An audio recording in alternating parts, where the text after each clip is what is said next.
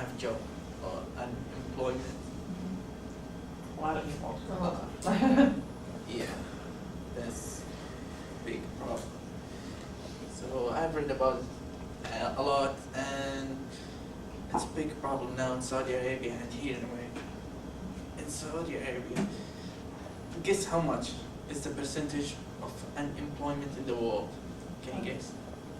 How many percentage? 40s?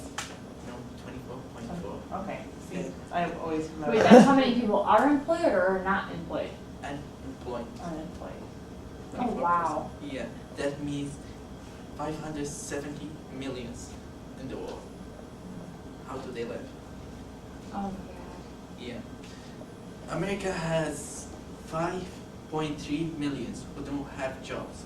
I know that's a big, huge number. And in Saudi Arabia, there are 3.3 millions are jobless. But there's a big difference because Saudi Arabia only 25 million the population, so 3.3 millions are too much. And in Saudi Arabia there are about 30% of the workers who are international or they are not from Saudi Arabia. So that's big percentage.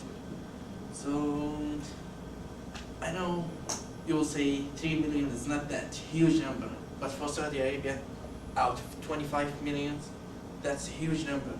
And the causes of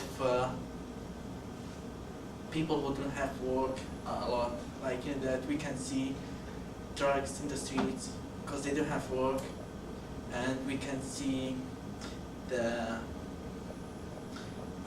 politician problems now, like that they have a lot of free time. So if you say to your friends, let's go and do revolution or anything, they say, okay, we don't have anything to do, we don't have job to lose, we don't have anything to lose. So I think this is a huge problem we need to fix soon. I don't know how, but it's really needs solution. Okay, in Saudi Arabia, have you heard about a pilot who doesn't have work? I got one of my friends.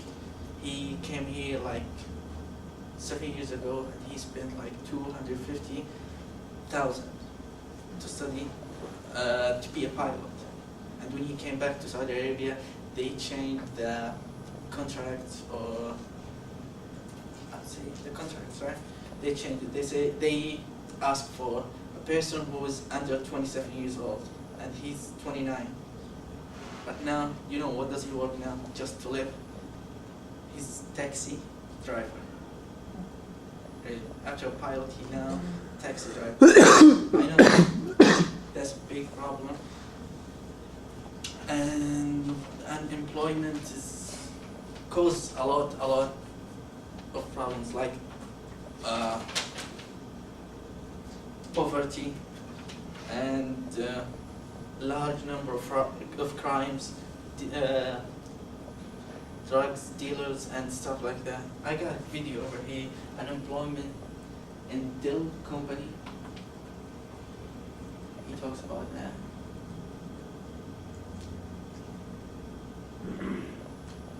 To this point, I've been able to do it the way my dad did. It was, you go to work at a company 30 years, retire, and that was pretty much it. But the companies are not here for us to stay 30 years and retire at. So they're coming and going so fast and raising the degrees of education to a point that you're either overqualified or underqualified. And I seem to be in that niche. I go to one, if I go to a custodian job, I'm overqualified. If I go to a management job, then they want bachelor's degrees or MBAs. And I've already done management, but it didn't require it years ago, and now they've raised the bar on such things. It's keeping salaries down. And then top it all off, so many of the companies are not even offering a package as we used to have in the older firms that I work for. I think it's a lot more variety in a place like Washington, D.C., where the politics dictate a lot of, influx of different kind of jobs, but here in the rural area of where I'm at, I've already been here.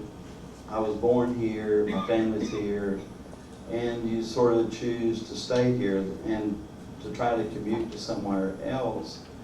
It's certainly a possibility, but it's not usually feasible because I've had so many friends of mine that did transfer to some other city, and then they get there 6 months, and then that company fires them. They just get what they can out of them, and there isn't any longevity to the job. I've worked for, probably the first time I got laid off was 1986. But that was a different world than now. I mean, back then I could get another job for the sunset. I had the skills and the ambition to go do that, and the jobs were available then. There was a time you could work your way up in short order, especially if you had the ambition to do so. And the companies, they pushed for you to do that. It was good incentive. Now, the last recent of times, the last 2-3 years, everything has changed when people have downsized the amount of money they want to pay. Since I've been around for a little while, I guess I'm about 5 or 6 years older than President Obama, when we go back to history on that. So I have a good remembrance of a lot of different things, but I don't see the economy getting any better. I mean, if it is, it's only by little inches and not miles. It's not a great big deal at all. We have to debate whether or not we need to pay our own Americans right here who's worked hard, who've lost their jobs, and we got to think about whether or not we're going to give them unemployment or not.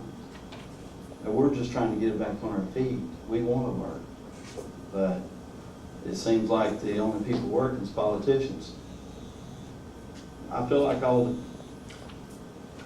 Now today, when we go like to gas station or any store, we see like young people, like 18 or 16 years old, and they work for like $300 to $400, right, a month. That's, I think, too cheap. Causing that, and the companies, the big companies, they ask like for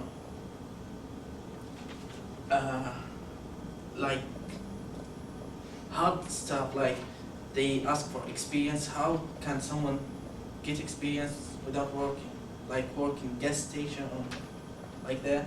I think today's problem is the unemployment more than anything. That's it. All right, very good.